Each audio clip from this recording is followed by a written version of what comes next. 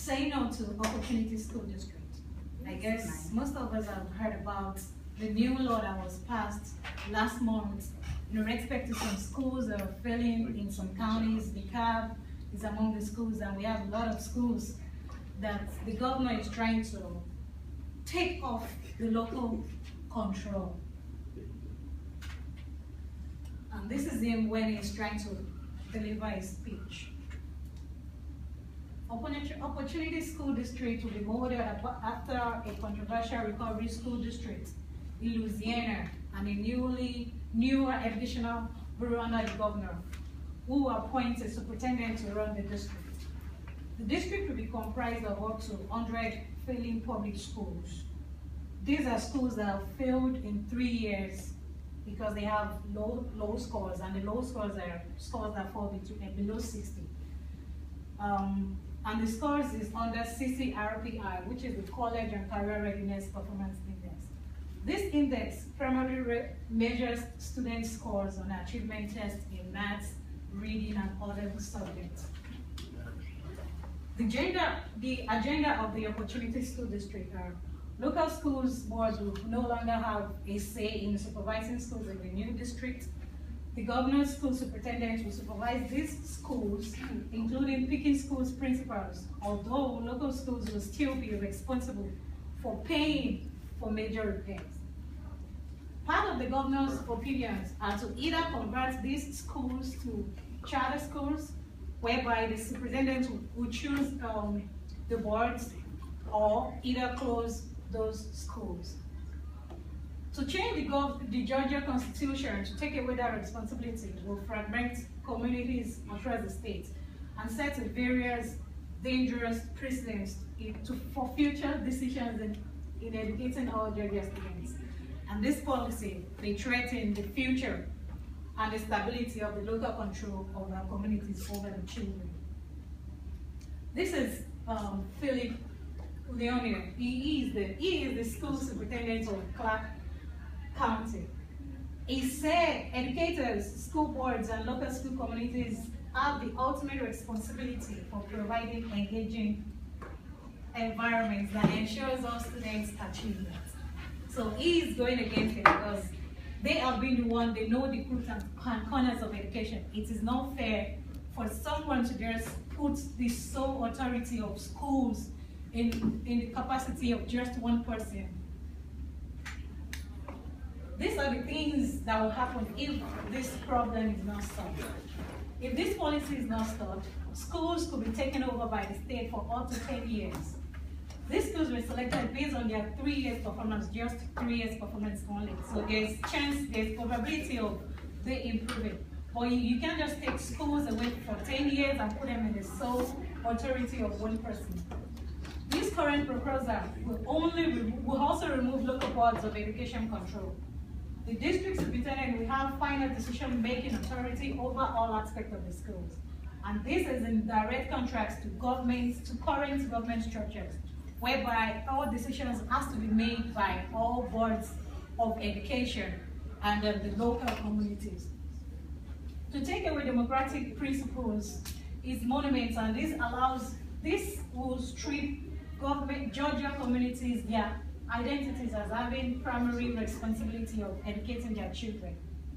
Educators, school boards, and local school communities have the ultimate responsibility for providing engaging learning environments that ensure all students' achievement. All this can be averted if we vote against this policy in the 2016 ballot. Now that I've described and talked about the problem, I would like us to consider the following solutions and how it can be achieved. The solution steps. I believe that every child can achieve the best if the 3 supporting pillars work together. And these 3 supporting pillars are 1, the parent, 2, the teacher, and 3, the government. If one pillar shakes, it will definitely affect the others.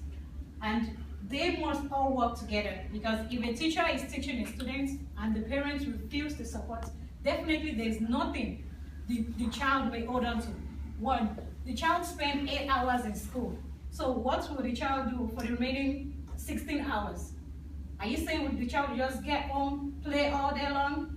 But if the parents help in one way to, okay, come on, let's see what you have, let's see your assignments, and that will give the child a room to learn more.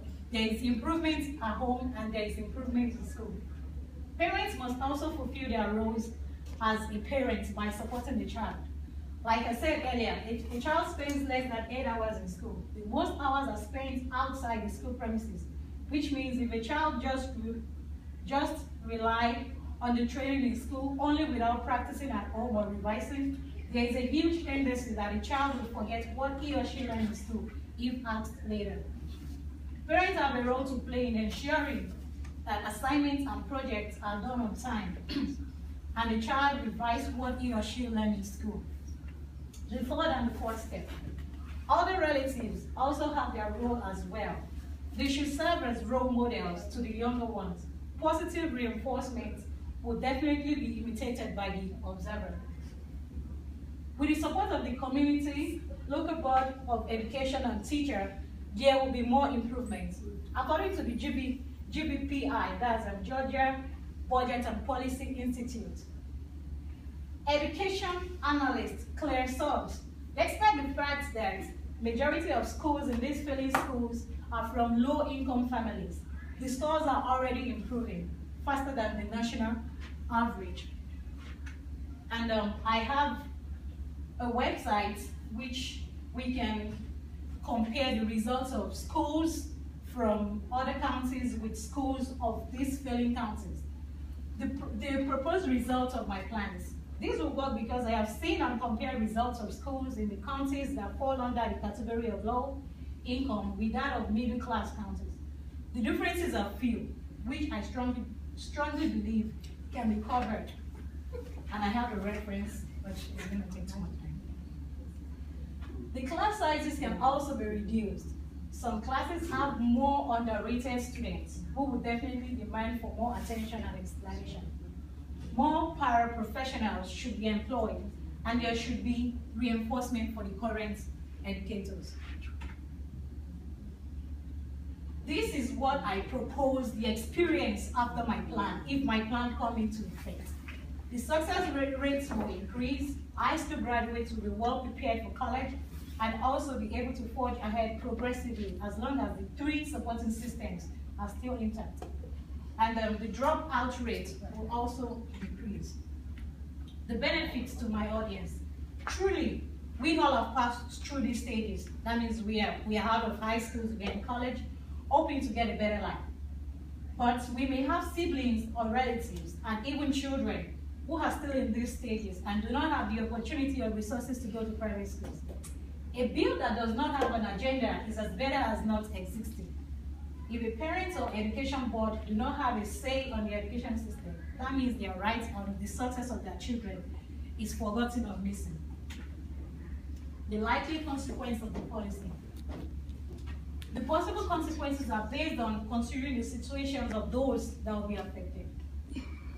They want the best education for their children, and if this policy comes into existence, it may hinder the goal of getting the best for their children.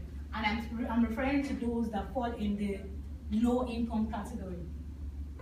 We all are in college to gain a degree that will enable us to get a better and rewarding job in the future, whereby we'll be able to send our kids to the best school wherever. There are some families or individuals who is not privileged to go to school. They live in poverty and they don't want their children to suffer the way they are suffering. There is no vivid agenda of how these schools will be run. All conclusions about the agenda of this bill is that only one person will have a say, and it will be in accordance to the governor's decision. My call to action. I believe the governor was elected by the people. And if he's elected by the people, definitely he has to listen to whatever we need to say. And a policy that has to do with human development and success should be a collective effort. So many graduates of these failing schools are doing exceedingly great.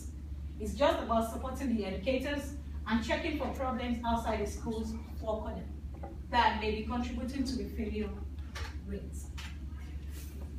The House has approved the bill, so it's just waiting for we, the citizens, to either support it or go against it. This plan is bad government and worse education policy. If we believe morally involves just actions, we can possibly support a proposal that imposes changes on people's life, but gives them no say. If we believe in educational equity, that every child gets what he or she needs to learn and thrive, we cannot possibly support a plan that takes away schools with no blueprint for improving achievement. Thank you.